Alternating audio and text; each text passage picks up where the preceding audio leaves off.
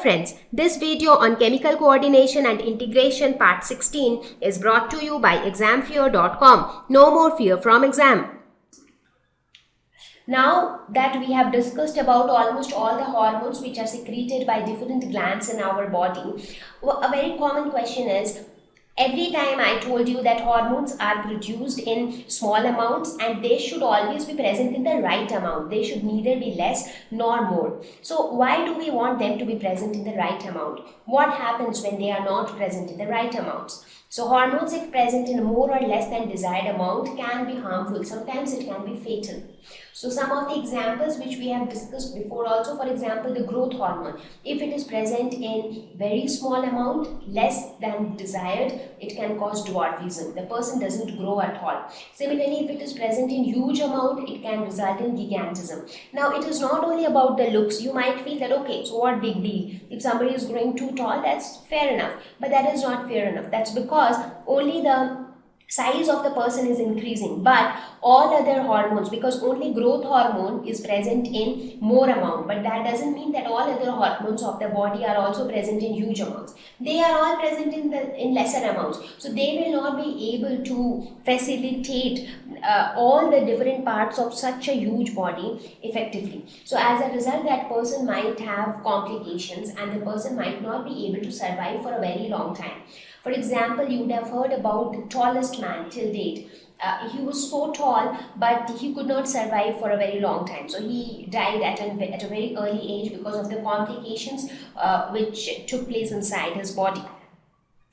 Next is the insulin. Now, if there is hyposecretion, that means hypo is less. So less secretion of insulin, because what is the purpose of insulin? It decreases the level of glucose in the blood. Now if enough insulin is not secreted, what will happen? The level of glucose in the blood will keep on increasing, because glucagon will always keep on increasing the level of glucose in the blood. As a result, the person might suffer from diabetes mellitus, and as I have mentioned before also, that this diabetes mellitus has a lot of complications, and it actually affects, or it makes the person prone to many other diseases. So whatever we have discussed so far, that is the entire endocrine system with all the glands. Let us have a quick overview.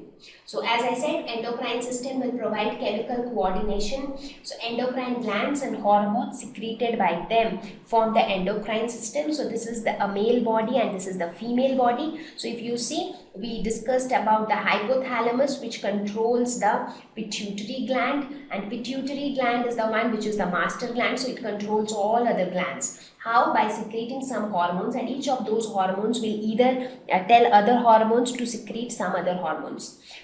The pineal gland, which is again located in the brain, controlling the sleep-wake cycle, the thyroid gland and the parathyroid glands, thymus gland, pancreas and adrenal glands. So these, it is same in both male and female. Only in the case of the reproductive structures, here it is testes and here it is ovaries. So the ovaries will secrete the female hormones and the testes will secrete the male hormones. That is the only difference. So this was the overall human endocrine system. And now if you try to relate what are the hormones secreted by each of the gland, you can actually understand that sometimes when you see something, let us suppose somebody sent you a gift on your birthday. When you see that gift, how do you feel?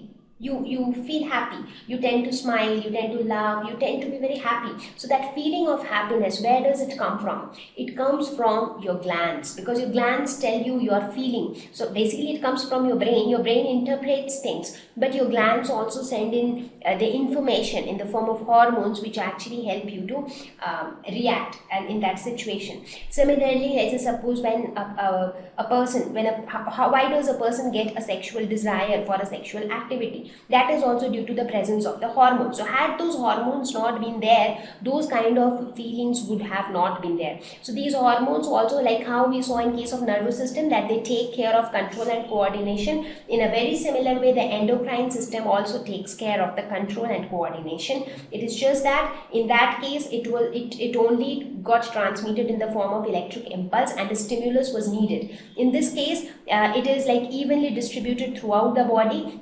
There are receptors to receive the hormones. Thank you. Please visit www.examfear.com to watch more videos, attempt free online test, get free study material, find tutors and mentors. Thank you once again.